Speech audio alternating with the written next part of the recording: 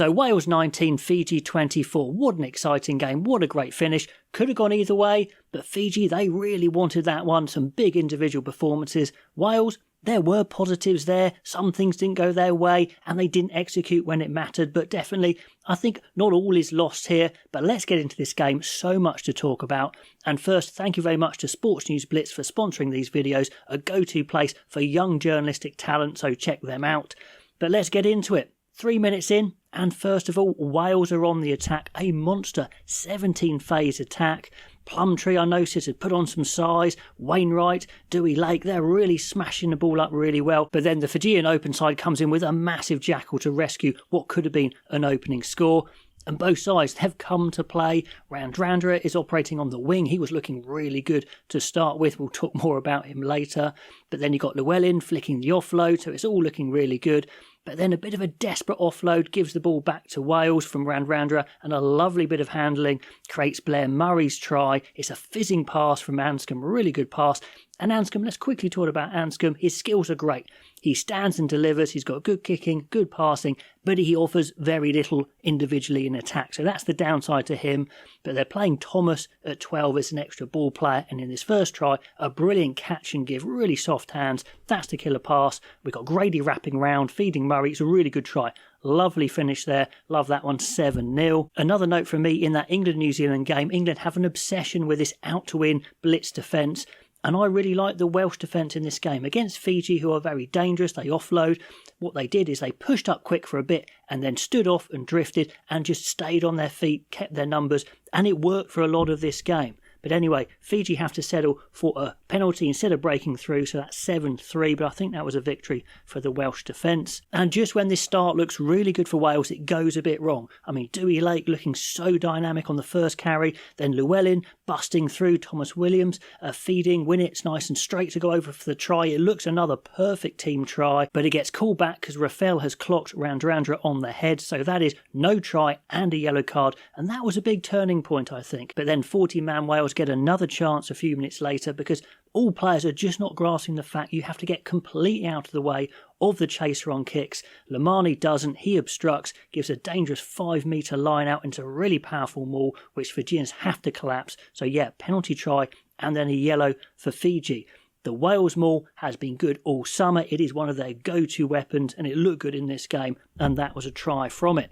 But then a big moment. Wales lose Mason Grady to some sort of leg injury. I don't know what happened. I didn't see it. But they've got this 6-2 split. They've got no winger on the bench, and Grady is their muscle. You've got Llewellyn in the centre, who's pretty powerful. Not a monster, but pretty powerful. But Grady is their big man.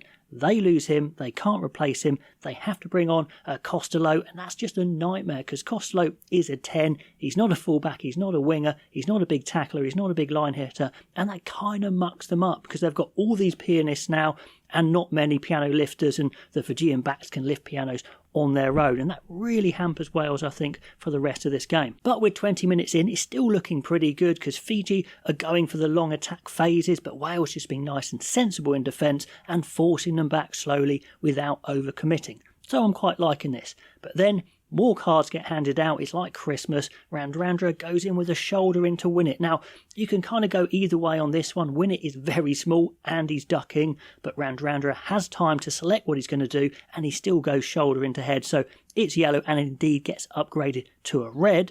But here, another big point in this game, because of the new 20-minute red card rule, that only affects them for 20 minutes. And then they're back to 15, and of course they come back and win the game. So that 20-minute red card rule, whatever you think of it, definitely helped Fiji in this game. But Wales have that rolling maul going once again, and they go again with a 20-metre drive. But it just gets a bit messy, probably because it's too good and it's too quick. But they are looking the better team. But then, wow, an individual moment from Caleb Muntz. I mean, I know he can kick and I know he was a massive miss in the World Cup. But goodness me, he bumps Plumtree and then Beard and Thomas very slow on the turn. There's a big gap. The other guy on the other side of the gap is Will Rowland, so you've kind of got three of their slowest players here, and Muntz goes flying through. It's a great finish, but in my preview video, I did say I didn't like to have Beard and Rowlands together because they're just so slow. I would have liked Schwinzer starting, and this was kind of a case in point. Big hole, can't turn quick enough, and Muntz burst through. Amazing try though. So anyway, that is 14-10. Let's have a little chat about the Welsh attacking shape, which I thought looked pretty good. It looked well rehearsed. They knew what they were doing. The hands were pretty good. Winnett's there as a third ball player. Like I said, loads of ball players making nice decisions, nice kicks out wide from Winnett. But again, losing Grady meant they don't have that firepower. So even though it's nice ball movement, it's just not quite direct enough at times from the backs, although I thought the forwards carried pretty well. But then on 33 minutes, they're under pressure off Fiji, but a big Fijian scrum relieves that pressure. And also, you've got to say the Principality Stadium is just a phenomenal rugby stadium, with that roof closed especially. The red lights at the top, such an atmosphere, and this game was a case in point. It's such a shame that other away teams don't agree to this roof being closed. But anyway, let me know if you've been to the Principality with the roof closed. It looks absolutely amazing. I've been there when it's been open. But anyway, 5 minutes to go before half time. The Fijian attacking shape, by contrast, is much more basic, but the individuals are so bloody good. They're just waiting for something to happen, and they nearly do. But then Rowlands jumps across a line out and gives Fiji a 5-metre maul chance, and it looks like they've got a penalty try. But no, the tight head at the front does become unattached and takes out someone of the maul, so that one is ruled out. So it is a lead for Wales at half time.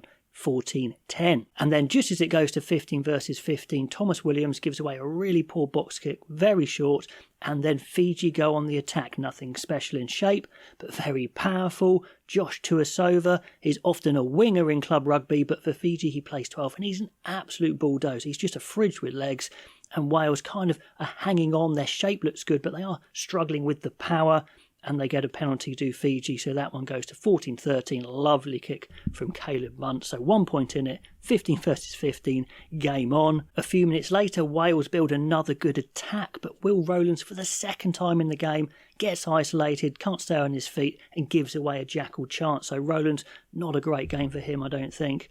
A few minutes later, Cam Winnett may be absolutely tiny, but he makes all the right decisions, and it looks like Wales are building nicely once again. But Sam Costello is on out wider, and he promptly drops the ball cold just as the attack is building nicely. So bit of a nightmare, that one. And then Fiji counter-attack, great hand, and Muntz again involved in running the ball twice, setting up his own penalty shot at goal. What a game that guy had. I think he was player of the match anyway. So 14-16. Fiji take the lead, and just when Fiji look like they're getting momentum, up comes Thomas Williams with a really crucial 50-22, and once again Wales, they set up the play well. Llewellyn flies hard off the line out. He played really well, I thought, sets it up out wide, it is on, but Ben Thomas drops the vital pass with a big overlap. Another massive miss there for sure.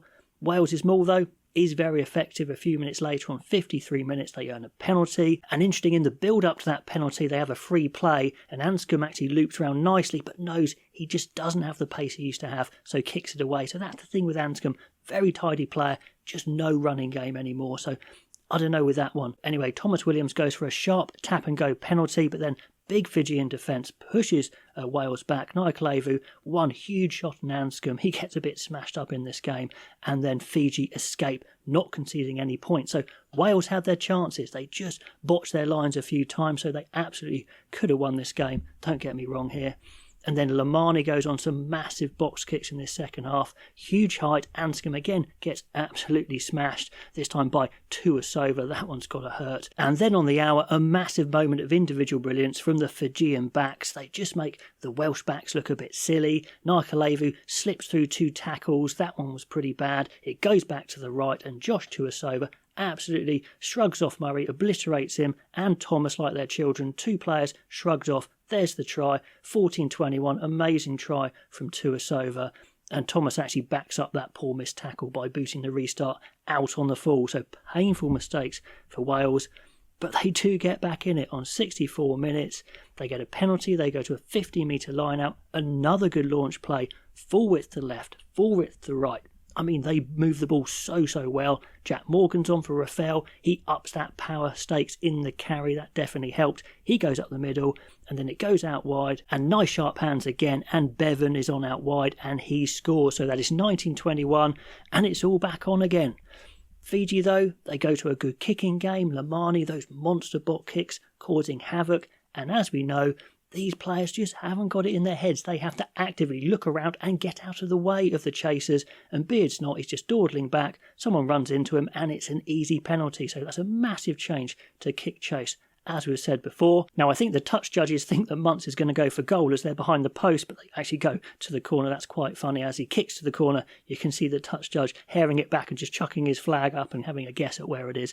Anyway, that sets up a 5-metre maul, pick and go smash for the win, but they knock it on, and then a big steal from Plumtree at the line out, and Wales survive. But on 73 minutes, the same problem again. Tiny Welsh backs up against monster Fijian backs, huge counter-ruck on the left, and then back on the right, Tuisova just throws away Thomas Williams like he's a tissue, and they score in the corner.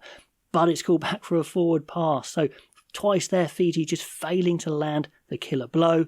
But it's a penalty. They decide to go for 3 because at least it takes it to 5 beyond a penalty for Wales. Yeah, and Tuisova, an absolute beast. Such a good call to play him at centre, inside centre for the national team. And Wales actually finish on the up. They're moving the ball really nice. The big Fijian forwards look a bit out on their feet as they're throwing arms around, giving away high shots. And Wales get one big chance at a final try and for glory. 50-metre line out. Another good launch play. But it's a knock-on from Elias. Horror knock-on, loses the game. So massive win for Fiji. 10 defeats in a row for Wales. But hopefully I've highlighted some positives in there and where the game was lost. They can definitely get better. They can execute better. But that one's got to hurt. So well done, Fiji. And pop all those comments down below. If you like these sorts of videos, please subscribe. Please like. That always helps. And I'll catch you next time.